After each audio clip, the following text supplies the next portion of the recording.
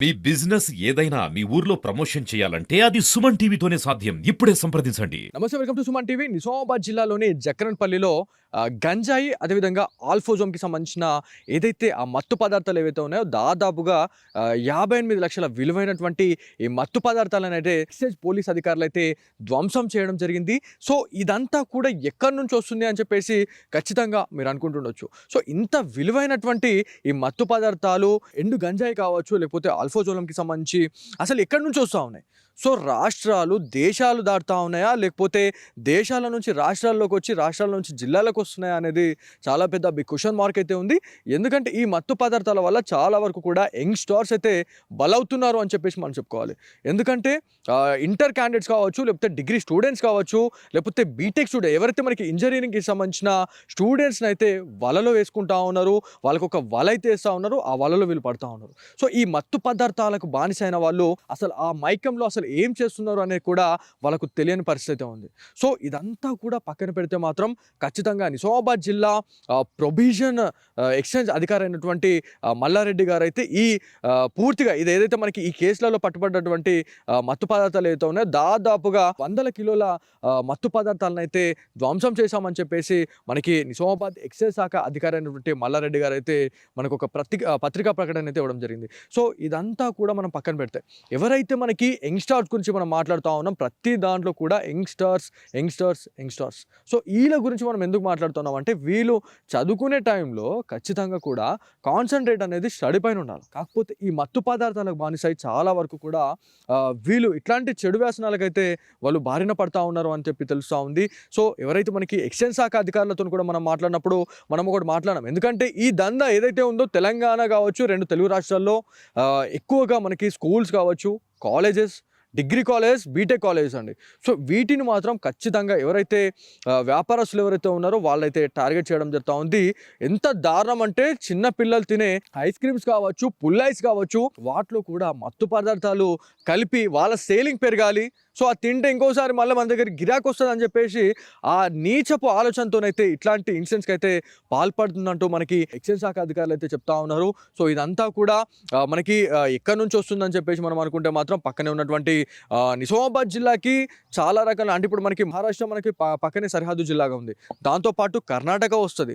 So ఇట్లాంటి జిల్లాలు ఏవైతే ఉన్నాయో ఇప్పుడు ఆంధ్రప్రదేశ్ కావచ్చు, ఆంధ్రప్రదేశ్కి పక్కనే ఉన్నటువంటి మనకి తమిళనాడు, కర్ణాటక ఏవైతే కొన్ని రాష్ట్రాలు ఏవైతే ఉన్నాయో అక్కడ నుంచి కూడా ఈ రాష్ట్రాలు దాటి జిల్లాలకు వచ్చి, జిల్లాలు దాటి ఊర్లలోకి వస్తున్నాయి ఈ మత్తు పదార్థాలు అని చెప్పేసి మనకు పోలీస్ అధికారులు అయితే చెప్తా ఉన్నారు. మరి ఇంత పోలీస్ బందోబస్తు అనేది ఉంటుంది. సో ఒక చెక్ పోస్ట్ దాటాలంటే ఎంతో పరిస్థితి ఉంటుంది, ఎంతో డిఫికల్ట్. సో మరి పోలీస్ అధికారులకు ఏమైనా ఎవరైతే చెక్ పోస్టులలో ఉండేవాళ్ళు, సో ఓన్లీ పోలీస్ అధికారులు అని చెప్పి మనం చెప్పుకోవద్దు. ఎవరైతే మనకి చెక్ పోస్టులు ఏవైతే ఉన్నాయో అక్కడ అధికారులకు ఈ ముడుపులు చెల్లించడం వల్లే ఈ మత్తు పదార్థాలు అనేవి జిల్లాలలో ఏర్లై పారుతా ఉన్నాయి అనేది కూడా మనం ఖచ్చితంగా ఆలోచించాల్సిందే. సో అధికారుల ప్రమేయం లేకుండా ఖచ్చితంగా ఏది కూడా మనకి లోపలికి రాదండి. సో ఇదంతా కూడా మనం ఆలోచించాలా. మెయిన్గా తల్లిదండ్రులకు అయితే మనం ఖచ్చితంగా మాట్లాడాల్సింది ఏంటంటే అసలు ఒక అబ్బాయి నైట్ టైంలో వెళ్తున్నాడు. సో అతని బిహేవియర్ ఎట్లా ఉంది? సో ఒక 1 year బ్యాక్ తను ఎట్లా ఉన్నాడు, ఇప్పుడు ఎట్లా ఉన్నాడు? సో ఎవరైతే పాకెట్ మనీకి చాలా వరకు కూడా వేల రూపాయలు ఇస్తున్నారండి. మరి ఆయన ఏం చేస్తూ ఉన్నాడు? తింటుండా, తాగుతుండా, ఏం చేస్తుండు అనేది అసలు ఒక్క పేరెంట్ కూడా అడగట్లేదు. సో దానికే ఇదంతా కూడా అడ్వాంటేజ్ అవుతూ ఉంది. వాళ్ళు ఇవాళ జల్సాలకి ఎగపడతా ఉన్నారు, మత్తు పదార్థాలకు బాన్స్ అవుతా ఉన్నారు అని చెప్పి తెలుస్తూ ఉంది. సో ఇదంతా కూడా పక్కన పెడితే మత్తు పదార్థాలు అనగానే మనకి చాలా రోజులుగా మనకు కొంతమంది చెప్తా ఉన్నారు, ఏవైతే మనకి వైట్నర్స్ అని చెప్పి చెప్తా ఉన్నారు, వైట్నర్స్ని కూడా చాలామంది వాటిని సేవిస్తూ ఉన్నారు. అదైతే వెరీ డేంజరస్ అని చెప్పుకోవాలి. సో ఎంత దారుణం ఉంటుందంటే ఆ డ్రగ్ చాలా దారుణంగా ఉంటుంది. కాకపోతే మనకు చాలామందికి వైట్నర్ అంటే మనకి లెటర్ రాసిన తర్వాత దాంట్లో మనకి మన మిస్టేక్ అయితే దాన్ని సరిచేయడానికి మనం వైట్నర్ వాడతామని చెప్పేసి మనం అనుకున్నాం. కాకపోతే దాన్ని కూడా ఇవాళ వదలట్లేదు. అంటే మత్తు పదార్థాలకి ఎంత దారుణంగా బానిసైపోయారు అనేది ఖచ్చితంగా మనం మాట్లాడుకోవాలా. సో నిజామాబాద్ జిల్లా ఎక్సైజ్ శాఖ అధికారులు అయితే చాలా మంచి ఇనిషియేటివ్ తీసుకుంటా ఉన్నారు. ఎవరైతే గంజాయి పదార్థాలు ఎక్కడైతే మనకి సస్పెక్టెడ్గా మనకి ఎవరైతే తిరుగుతూ ఉన్నారో, ఎక్కడైతే స్కూల్స్ కావచ్చు, కాలేజ్ దగ్గర సస్పెక్టెడ్ అంటే అనుమానాస్పదంగా వాళ్ళు సంచరించినట్టు, వాళ్ళు అక్కడ ఏమైనా ఇట్లా చేతులు మారినట్టు ఏమైనా చేస్తే మాత్రం ఖచ్చితంగా వాళ్ళపైన అయితే ఒక నిఘా ఉంచుతూ ఉన్నారు. హైదరాబాద్లో కూడా ఒక సాఫ్ట్వేర్ ఎంప్లాయ్ అండి. సో ఒక సాఫ్ట్వేర్ ఎంప్లాయ్ దాదాపు చాలా మంచి శాలరీ ఉంటుంది దానికి. సో ఆయన ఒక పార్ట్ టైం లాగే చేస్తూ ఉన్నాడు అంటే ఒకసారి ఆలోచించండి. ఒక సాఫ్ట్వేర్ ఎంప్లాయీ ఇవాళ గంజాయి అయినా అమ్ముతా ఉన్నాడు, ఆ గంజాయి దందా చేస్తున్నాడు అంటే ఒకసారి ఆలోచించండి ఎంత దారుణం అయిపోయింది. మత్తు పదార్థాలకు బానిస అయిన వాళ్ళు ఏ పనైనా చేయడానికి రెడీ ఉన్నారు. మళ్ళీ ఇంకోటి ఏంటంటే ఈజీ మనీకి చాలామంది అలవాటు పడ్డారు. సో ఈజీ మనీ ఎట్లా వస్తుంది అంటే ఇట్లనే వస్తుంది. మత్తు పదార్థాలు ఒక 5 గ్రామ్స్ కానీ 10 గ్రామ్స్ కానీ వాళ్ళు అమ్మితే వాళ్ళకి సడన్ అమౌంట్ అనేది వాళ్ళకి ఒకటి కమిషన్ బేస్డ్ అనేది ఉంటుంది. సో అందుకే వీళ్ళు ఇట్లాంటి దందాలోకి దిగుతూ ఉన్నారు.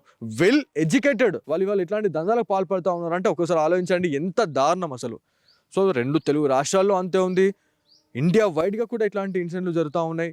ఎక్కడెక్కడి నుంచో గంజాయి అనేది వస్తుంది, ఎక్కడి నుంచో. ఇప్పుడు మనం చిన్న చిన్న పిల్లలండి నార్మల్గా నిజామాబాద్లో మనం కొన్ని ఏరియాస్ మనం మాట్లాడినాం, గుడ్ షెడ్ కావచ్చు, పంబోడి, ఆ ఏరియాలలో అయితే గంజాయి ఏర్లై పారుతూ ఉందని చెప్పి చెప్పుకోవాలి. మనం చేసిన తర్వాత చాలా మంచి రెస్పాన్స్ వచ్చింది. ఒకవేళ గంజాయి కొట్టిన తర్వాత వాళ్ళు ఏ స్థితిలో ఉంటారు అనేది కూడా మనకు తెలియదు. సో పర్సనల్గా నాకు ఎన్నో కాల్స్ వచ్చినాయి, చాలా మంచి స్టోరీ చేశారు, పోలీస్ అధికారులను మీరు మేల్కొల్పారు అని చెప్పేసి ఎన్నో కాల్స్ వచ్చినాయి. ఖచ్చితంగా ఈ వీడియోకి రెస్పాండ్ అయినటువంటి ప్రతి ఒక్కరికి కూడా పేరు పేరున ధన్యవాదాలు చెప్పుకుంటాం. కాకపోతే ఇట్లాంటి ఇన్ఫర్మేషన్ కూడా మాకు చెప్పండి, ఎందుకంటే చాలామంది యంగ్స్టర్స్ అక్కడ అట్లాంటి పాడుబడ్డటువంటి ఇండ్లల్లో ఇట్లాంటి నీచమైనటువంటి పనులు చేస్తూ ఉన్నారంటే ఒకసారి ఆలోచించండి. పోలీస్ అధికారులు అసలు నిజంగా చెప్పానంటే అసలు ఏం చేస్తూ ఉన్నారో అనేది అలాగే తెలియాలి. 3 టౌన్ ప్రెమిసెస్కి వస్తుంది పక్కనే అండి, దాదాపు ఒక 300 to 400 రేడియస్లోనే 3 టౌన్ ప్రెమిసెస్ ఉంటుంది. కాకపోతే అక్కడికి వెళ్ళాలంటే కూడా పోలీస్ అధికారులు ఎలా గజ వణుకుతున్న పరిస్థితి ఉంది. సో దాంతోపాటు రైల్వే ప్రెమిసెస్లో కూడా వస్తుంది అది. సో ఒక స్కూల్, అది రైల్వేకి సంబంధించిన ఒక స్కూల్, అది దాదాపుగా ఒక 5 సంవత్సరాల నుంచి అది పాడుపడిపోయింది, మొత్తం అది కూలిపోయిన స్థితిలో. మరి దాన్ని మొత్తానికి గూలగొట్టేస్తే మొత్తం ఓపెన్ ప్లేస్ ఉంటుంది, ఎవరు కూర్చోడానికి కూడా వాళ్ళకి ఇది ఉండదు. కాకపోతే అధికారుల నిర్లక్ష్యం కూడా కొంత ఇక్కడ మనకు కనిపిస్తూ ఉంది. 4th టౌన్లో కూడా వినాయక్ నగర్, ఆర్యనగర్, పాంగ్రాబోరియం, దాంతోపాటు నిన్న కూడా ఒక స్విగ్గీ డెలివరీ బాయ్ పైన అతి దారుణంగా మత్తులో ఒక అబ్బాయిని దాదాపు 7 కలిసి అతి దారుణంగా ఒక పట్టంలాగా చేశారు అంటే ఒక్కసారి ఆలోచించండి ఎంత గలీజ్ అది. ఒక పిచ్చి కుక్కల్లాగా ప్రవర్తిస్తూ ఉన్నారు. నిన్న ఎవరైతే డెలివరీ బాయ్ గురించి మాట్లాడుకుంటే ఇవాళ అన్కాన్షియస్లో ఉన్నాడండి. సో ఇదంతటికీ మూల కారణం ఏంటంటే మళ్ళీ తిరిగి మళ్ళీ ఈడికే వస్తుంది మత్తు పదార్థాలు. సో మద్యం మత్తులో ఇట్లాంటి ఇన్సిడెంట్లు పాల్పడుతూ ఉన్నారు అనేది మనకి పోలీస్ ఆఫీసర్స్ వర్షన్. సో ఖచ్చితంగా కూడా ఇంకా పోలీస్ శాఖలో ఏదైతే మనకి ఎక్సైజ్ పోలీస్ శాఖలో ఇట్లాంటి ఇనిషియేట్ తీసుకోవాలి అని చెప్పేసి ఖచ్చితంగా మా సుమన్ టీవీ తరఫున కూడా మేము కోరుతా ఉన్నాం. మీ పిల్లల్ని, ఐ రిపీట్ అగైన్, మీ పిల్లల్ని ఖచ్చితంగా మీరు జాగ్రత్త ఉంచుకోండి. లేకపోతే ఇంకొక 4-5 సంవత్సరాలలో వాళ్ళు మీ చేతికి రారు. తర్వాత మీరు ఎన్ని పూజలు చేసినా, ఎన్ని నోములు నోచుకున్నా కూడా ఆ పిల్లలు మీ చేతికి రారు, మీ మాట వినరాలు. సో మీరు మీ పిల్లల్ని కాపాడుకోండి, ఖచ్చితంగా నేను అదే చెప్తా. సో ఇది ఇవాళ Suman TV special story. Camera person కార్తిక్తో బాలు, సుమన్ టీవీ నిజామాబాద్ నుంచి.